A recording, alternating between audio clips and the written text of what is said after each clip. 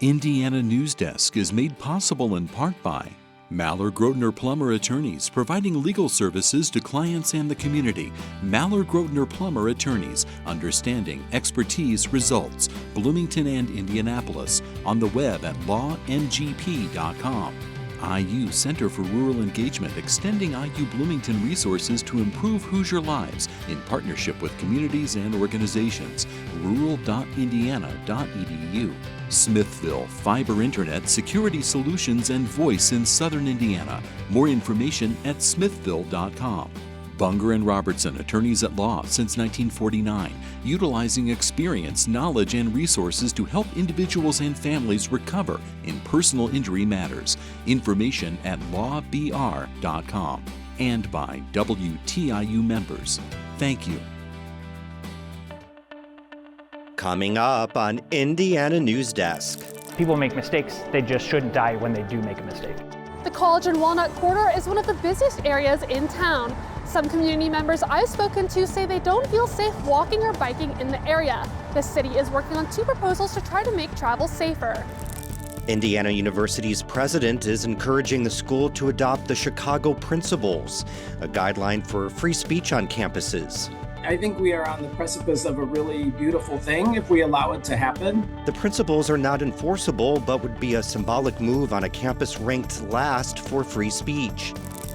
And lost footage found in IU's library archives is being used to restore a rare 1930 horror film. We'll have these stories and more right now on Indiana Newsdesk.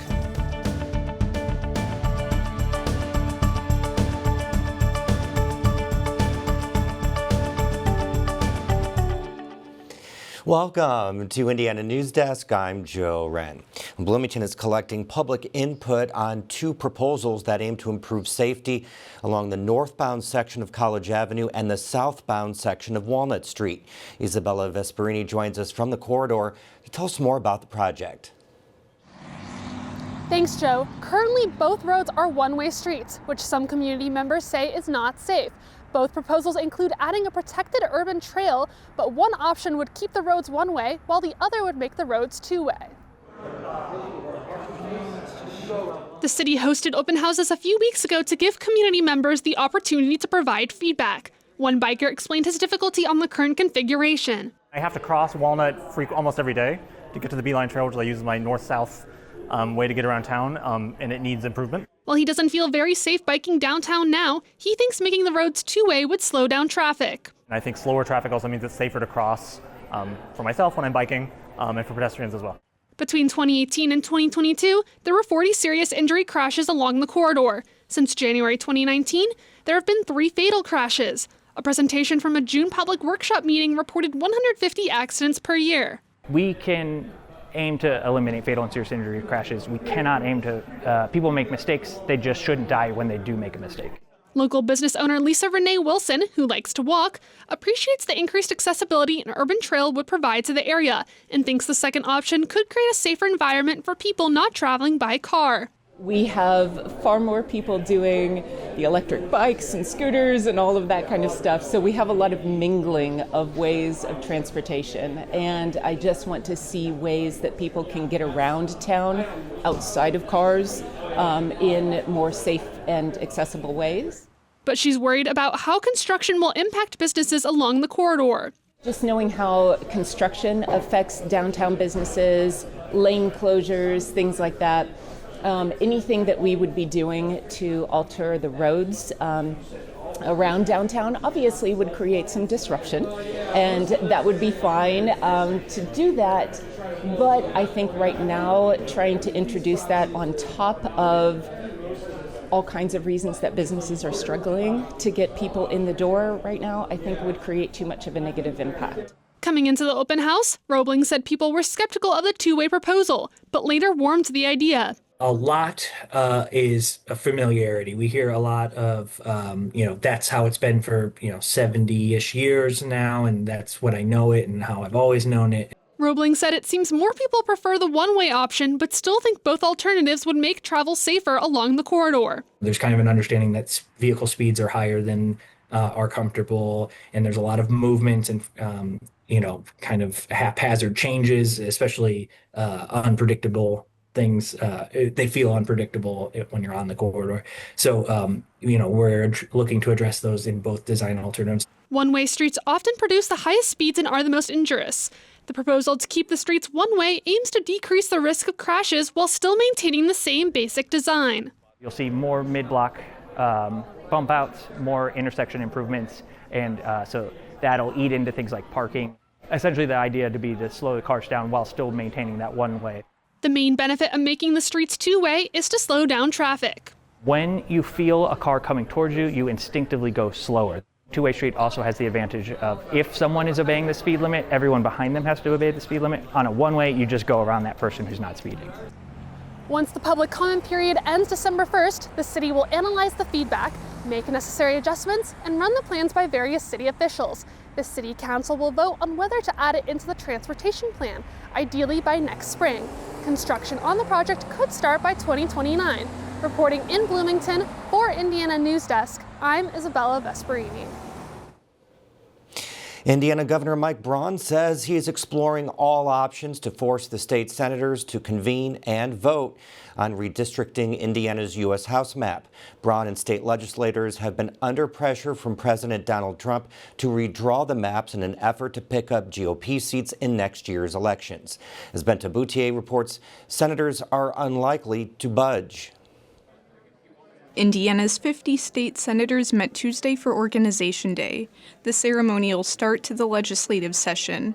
They voted against Governor Mike Braun's request that they convene early and redraw congressional lines, an effort that likely would have tipped all 9 of Indiana's congressional seats to Republican representation.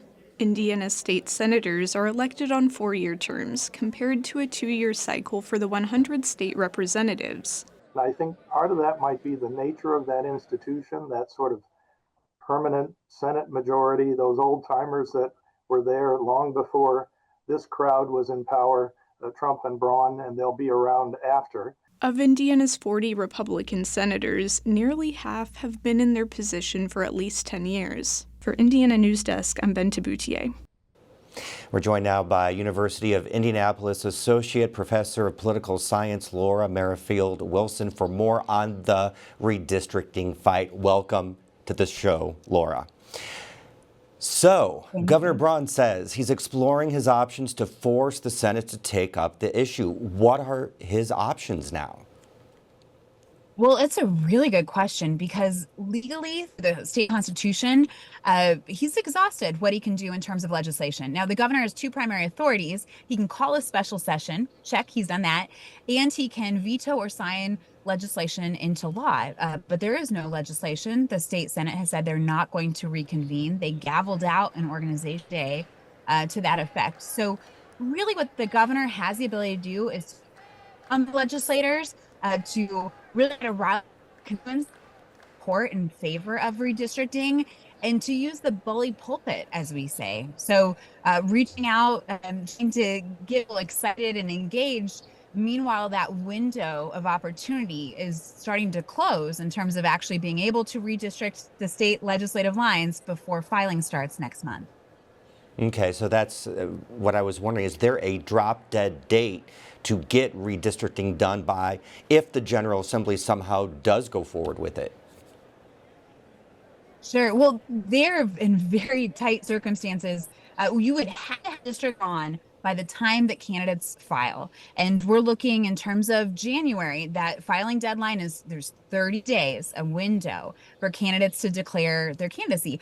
A candidate cannot declare that they're going to be a candidate if they don't know what district they're running in. And likewise, this puts a lot of pressure on the clerk of courts who have to be able to verify and qualify a candidate to say, yes, you can run here. You do live in the district. So really, when we're talking about not coming back in December, that's the deadline. There is no opportunity for the state legislature truly to be able to pass redistricting legislation without foregoing a number of rules that would require procedural vote. The barren hurdle overcome at this point. You know, the president and others have vowed to back primary opponents of senators who didn't get on board with redistricting. Is there danger in that for Republicans come the general election? Yeah, a lot of our districts at the state legislative level are competitive really at primaries because of the way that they're drawn. So that is where you do see the most competition. And when you have a challenger in a primary for an incumbent, that means you're going to have to spend more time, more money during a state legislative cycle to campaign to make sure that you can stay in office. But I would add, when we look at President Trump and the candidates that he's supported in primaries in the past, he has a mixed record. So there are examples where Donald Trump has supported a candidate and they have won the primary, but there are also those in which they haven't been successful. And typically, incumbency advantage in the state legislature is huge. So for incumbents who are already serving their constituents, if they can convey and convince constituents that they're doing a good job in office, they'll be able to survive a challenger in that May primary. You know, over the past few days, a number of state senators have been swatted. Can you tell us more about that? Oh, it's horrific. So we've learned and that there have been arguably 10. We know of 8. The governor, has also been threatened with threats of violence, intimidation, swatting. And this is, I think, genuinely unprecedented at the state legislative level. We just don't see this in Indiana. But these are real threats. And I think when we talk about how horrible it is for democracy, for elected leaders, for public servants who are choosing to represent constituents and making hard decisions that not everyone's going to agree with, it's really problematic because you're not just talking about their lives, their risk, right? In cases, this has been attacking people's businesses, but also their families. So this kind of behavior and violence, we imagine, is influenced by rhetoric, right? But this polarization absolutely has to stop. When we see it permeate at this level, Yeah. knock on wood, we haven't seen anyone, but that just horrendous. Thank you so much. Have to go. Appreciate your time. Yeah. Indiana University President Pamela Whitten is asking faculty government to consider adopting the Chicago principles, a set of guidelines about free speech on campus. As Ethan Sandwise reports, it could be a positive move for a university ranked last for free speech. Over 100 other universities have adopted the 2014 report, which calls for administrations to limit interference with free speech and for students and faculty to tolerate views they oppose. One professor says it's an opportunity they can't afford to miss out on. I think we are on the precipice of a really beautiful thing if we allow it to happen. I think it's going to probably ask that some people back away from some current feelings they have. Those feelings run deep on the Bloomington campus, where faculty voted overwhelmingly last year that they had no confidence in Whitten after the university canceled or attempted to cancel events related to speech on Israel and Palestine. The Chicago principles aren't policies and can't be enforced, but could be a symbolic move toward mending the university's contentious climate. Jeffrey Stone is a law professor at the University of Chicago.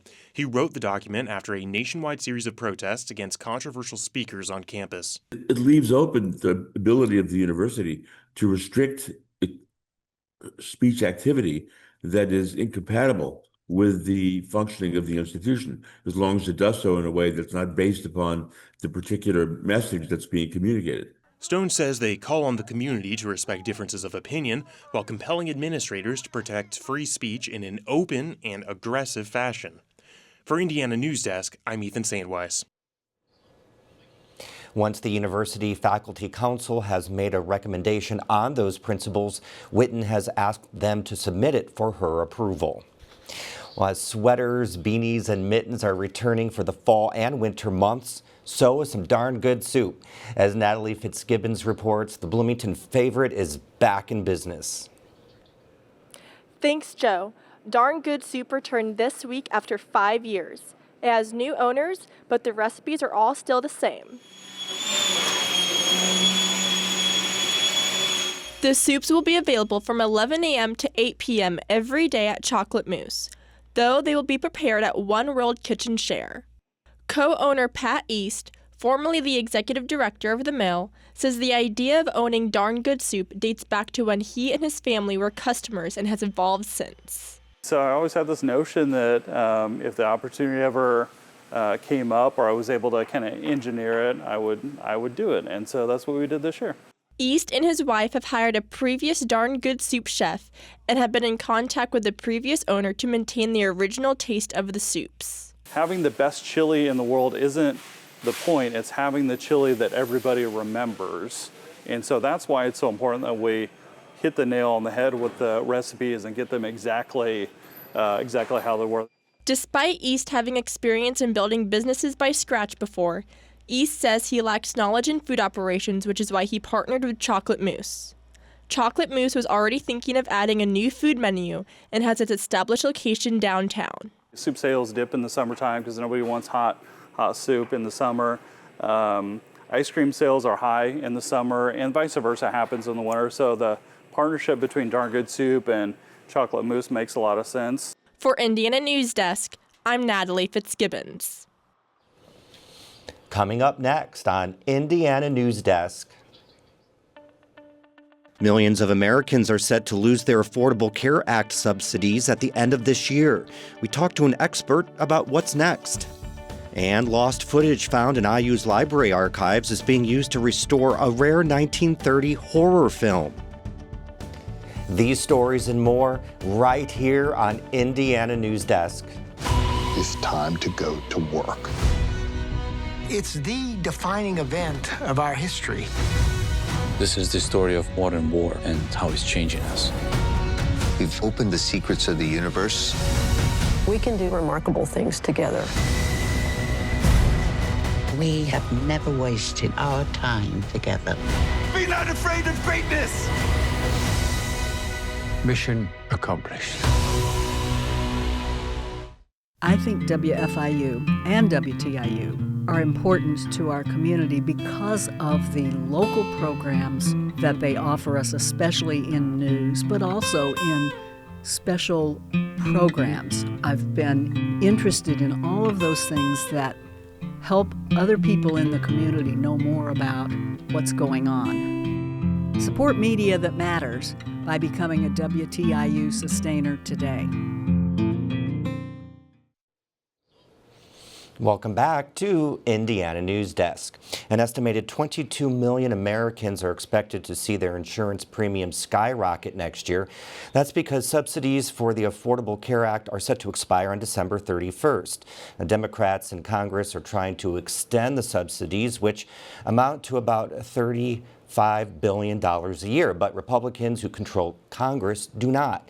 President Trump also has come out against extending the subsidies, saying he wants to send money directly to the people to negotiate their own health care. We're joined now by Kosali Simon, the Associate Vice Provost for Health Sciences at IU School of Public and Environmental Affairs. Thank you so much for being on the show today. So these subsidies sunset at the end of this year. So what happens then? What should people expect?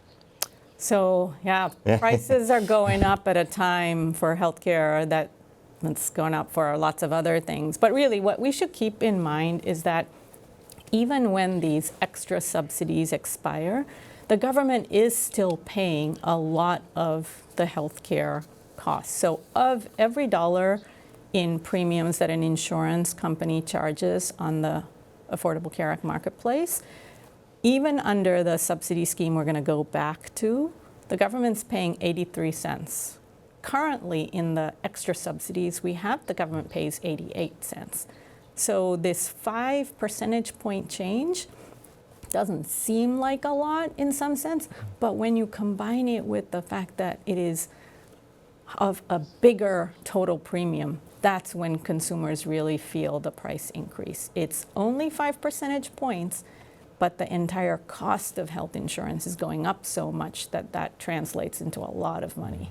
So President Trump is toying with this idea of sending money directly to people and then having them find health care themselves. Is that feasible?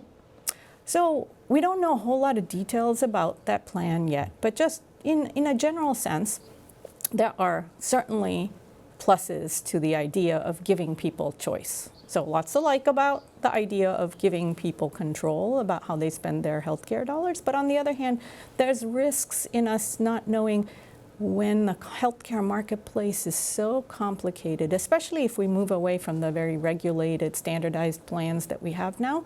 will people be able to make those choices? There's choice overload, so really a hard set of choices to try and make sense out of. Now, is there a fix for the Affordable Care Act? I mean, what would you like to see done? So I want to get at how the real problem is about the cost of care, right? Whether we have the government, taxpayers, or individuals paying, there's a lot at stake there, of course, for individual pockets. But overall, as a nation, we're still paying those high costs. So trying to get the conversation more towards what are things that we could look at trying to fix in getting healthcare costs down. Now, of course, that's the hardest problem out there, and it's not clear who exactly this is going to involve changing behavior. Any chance Congress extends the subsidies past December 31st?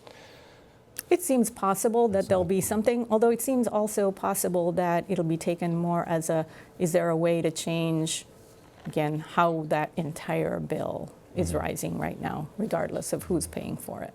Coaster Lee-Simon, thank you so much for being on the show. Appreciate it. Thanks very much for having me. A unique piece of film history has been found in the Indiana University libraries. As Eddie Stewart reports, archivists are using it to recreate a horror film that dates back to 1930.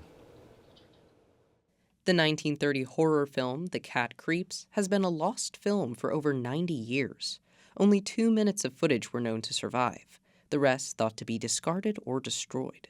That is, until IU adjunct professor Russell McGee submitted a request to IU's Moving Image Archive in 2021. When the images came back and they did a couple stills under a magnifier so I could actually see what the footage was, I cross-referenced that with some production stills from the actual film that we knew was surviving, and that is how we were able to verify it was indeed lost footage from The Cat Creeps.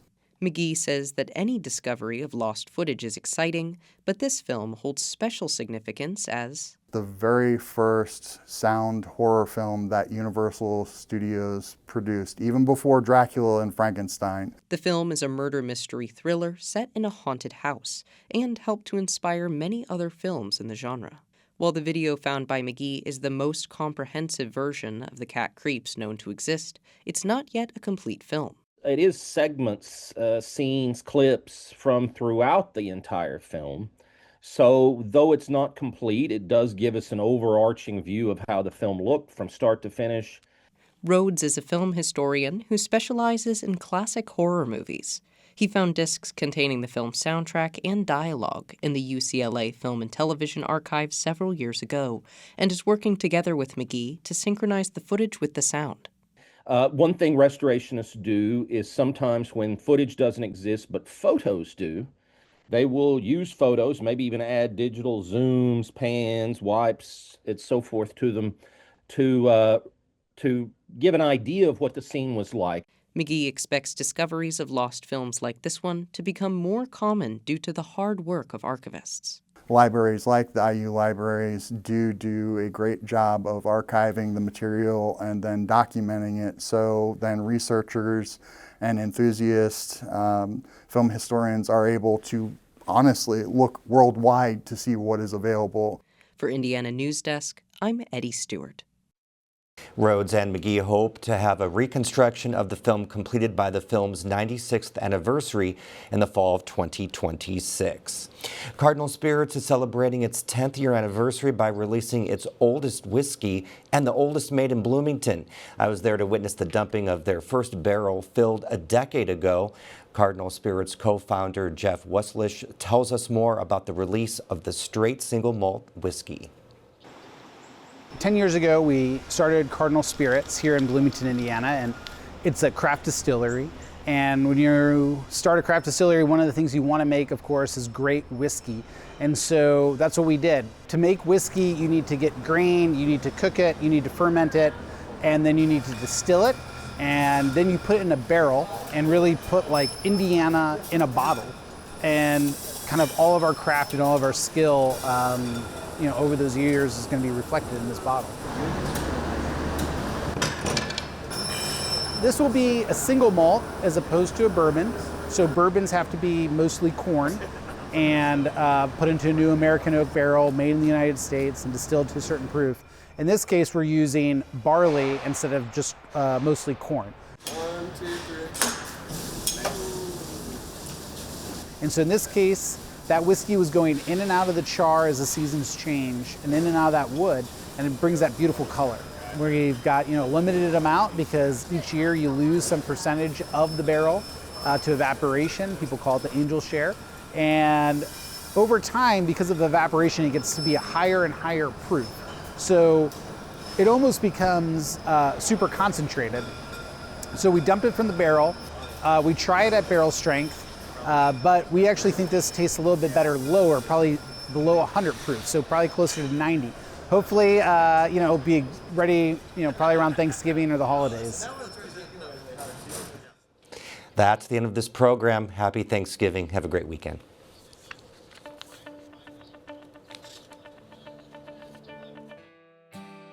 Indiana Newsdesk is made possible in part by Maller-Grotner Plummer Attorneys, providing legal services to clients and the community. Maller-Grotner Plummer Attorneys, understanding, expertise, results. Bloomington and Indianapolis. On the web at lawngp.com. IU Center for Rural Engagement, extending IU Bloomington resources to improve Hoosier lives in partnership with communities and organizations. rural.indiana.edu. Smithville, fiber internet, security solutions, and voice in southern Indiana. More information at smithville.com. Bunger and Robertson, attorneys at law since 1949, utilizing experience, knowledge, and resources to help individuals and families recover in personal injury matters. Information at lawbr.com. And by WTIU members. Thank you.